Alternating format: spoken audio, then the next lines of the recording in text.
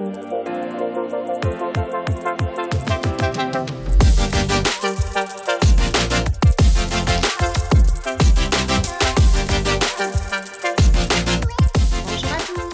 en fait aujourd'hui on va regarder au niveau des options pour faire un petit cours de base pour comprendre en fait au moins les notions de base sur les options.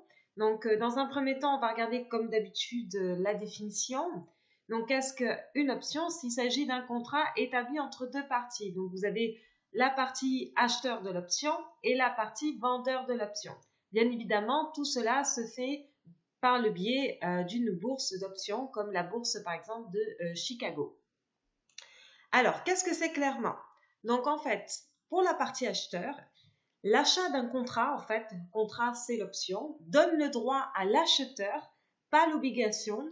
Alors ça c'est une notion bien à comprendre, ça lui donne le droit mais pas l'obligation d'acheter un actif à un prix donné, ce qu'on appelle le strike price en anglais, et à une date d'expiration précise. Pour la partie vendeur, les vendeurs, eux, sont obligatoirement soumis à la décision de l'acheteur d'exercer ou non son option. Donc, il faut savoir autre chose, c'est que les options sont des produits dérivés, donc qui suivent un actif sous-jacent. Je vous donne un petit exemple.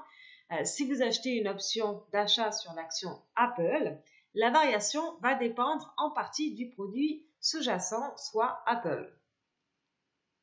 Ensuite, autre point important qu'il faut comprendre, dans la partie acheteur, les acheteurs, eux, peuvent exercer leur droit à tout moment jusqu'à la date d'expiration. Donc, en échange de ceci, ils versent une prime. C'est ce qu'on appelle, en fait, le prix de l'option. Donc, les risques se limitent, bien évidemment, au prix de la prime, donc le prix de l'option. Par contre, pour la partie vendeur, les vendeurs, eux, reçoivent la prime, mais les risques peuvent être illimités si des stratégies de spread ne sont pas mises en place. Parce que, en fait, les spreads vous permettent en fait de limiter justement le risque. C'est un peu comme un stop loss parce que sinon, en dehors de la prime que vous recevez, vous pouvez devoir plus à la personne que la prime que vous venez de recevoir. Donc, nous allons seulement parler dans cette vidéo plus de la partie acheteur. Pour ce qui est de la partie vendeur, on ira beaucoup plus en profondeur dans une autre vidéo parce que ça prend un peu plus de temps à aborder dessus. Donc, caractéristiques d'une option. Donc, nous avons deux types d'options. Premièrement, nous avons les options d'achat, ce qu'on appelle en anglais les calls. Donc, les personnes qui achètent une option d'achat espèrent que le cours de l'action sous-jacent va fortement monter avant l'échéance. Donc, petit exemple, vous voulez acheter une option d'achat sur Apple parce que vous attendez dans votre analyse que l'action Apple va monter. Donc, vous prenez un call. Pour les options de vente, soit les puts en anglais, les personnes qui achètent une option de vente, eux, espèrent que le cours de l'action sous-jacente va fortement baisser avant l'échéance. Donc, la flèche vers le bas. Donc, si par exemple vous pensez que Apple va baisser, vous allez acheter une option de vente. Donc, dans la partie acheteur, les options d'achat, soit le call, on répète une seconde fois, le scénario, c'est vous achetez une option d'achat sur Apple si vous pensez qu'il va monter. Option de vente, soit le put, scénario, vous achetez une option de vente sur Apple si vous pensez qu'il va baisser. Pour la partie vendeur, ça, bien évidemment, c'est l'autre partie. Donc, en fait, pour les options d'achat, soit le call, le scénario, c'est vous vendez une option d'achat sur Apple si là, vous pensez qu'il va baisser parce que là, vous êtes de l'autre partie, vous êtes de la partie vendeur. Donc, si vous pensez que Apple va baisser, vous allez vendre une option d'achat, c'est-à-dire que pour une option qui va monter parce que vous pensez qu'il va baisser. Et bien évidemment, dans l'autre sens, si vous vendez une option de vente sur Apple, c'est parce que vous pensez que l'action Apple va bien évidemment monter. Donc ensuite, les caractéristiques d'une option. On continue. Lorsqu'une option monte ou descend, la variation normalement suit la logique de celle-ci. Ça, c'est dans le monde des actions. Donc si vous êtes bullish sur l'action, bullish et à la hausse, l'action monte d'$1, vous gagnez $1, plus 1. C'est simple. Si l'action baisse d'$1, vous perdez $1. Donc là, c'est très simple. Cependant, avec les options, ça ne varie pas exactement plus 1 ou moins 1. c'est pas exactement la même logique parce qu'il y a d'autres critères qui rentrent en compte.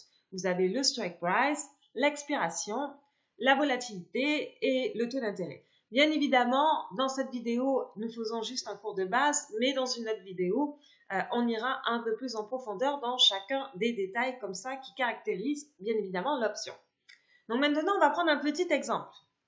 Donc par exemple, vous décidez, une fois de plus je reprends Apple, vous décidez d'acheter une option d'achat sur Apple parce que vous pensez que l'action va monter. Donc Apple se trade actuellement à 220$. Donc vous allez donc déterminer dans un premier temps à quel prix vous pensez que Apple va monter et ensuite le temps dont vous avez besoin pour atteindre votre objectif. Bien évidemment parce qu'il y a le prix mais il y a aussi le temps. Donc si on va voir par exemple sur la chaîne d'options, je vais vous montrer ça tout de suite. Alors, donc là, nous sommes sur la chaîne d'options de Apple. Donc là, sur la partie gauche, vous avez les calls. Sur la partie droite, vous avez donc les puts. Donc, vous avez un bid et un ask entre les deux prix, bien évidemment. Et ici, vous avez donc les dates. Donc, il faut savoir une chose, c'est que les options arrivent à expiration. En fait, tous les vendredis, vous avez des options pour chaque semaine. Donc, si on va regarder, vous voyez, si j'appuie ici, elles arrivent à expiration chaque semaine le vendredi. Donc là, vous avez le 27 septembre, le 4 octobre, le 11 novembre, le 18 octobre, le 25 octobre, et etc. Donc en fait, il faut savoir une chose, c'est que nous avons aussi les options mensuelles qui, elles, arrivent à expiration le 3e vendredi du mois. Donc c'est là où il y a un peu plus de volatilité généralement. Donc là, admettons, je vais choisir une date, peu importe, allez, pour le 11 octobre. Donc là, ça va me sortir la liste des options, les calls et les puts pour le 11 novembre sur Apple. Donc là, on a dit que Apple actuellement se trade aux environs de 220$. Donc nous, on veut actuellement aller chercher 10$ de plus sur Apple. Donc on pense qu'il va monter vers 230.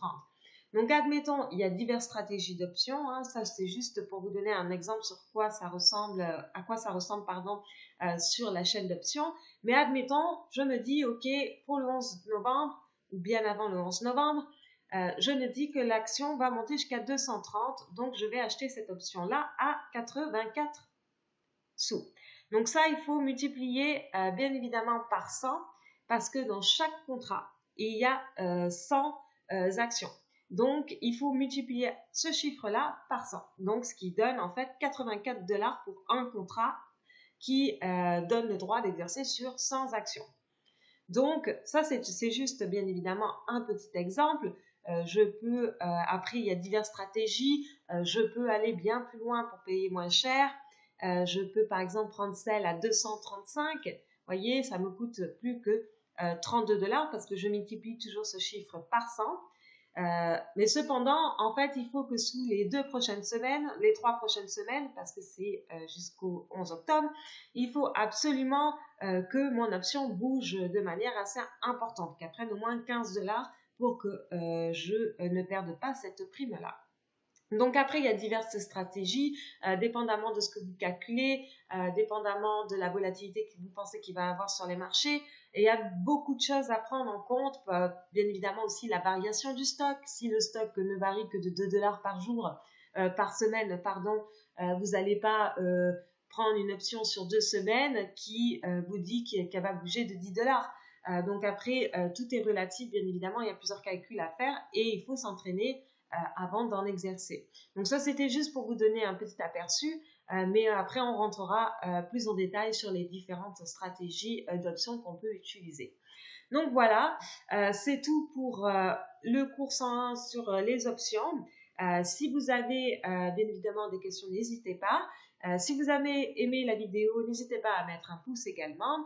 Et donc, on se retrouve sur une prochaine vidéo.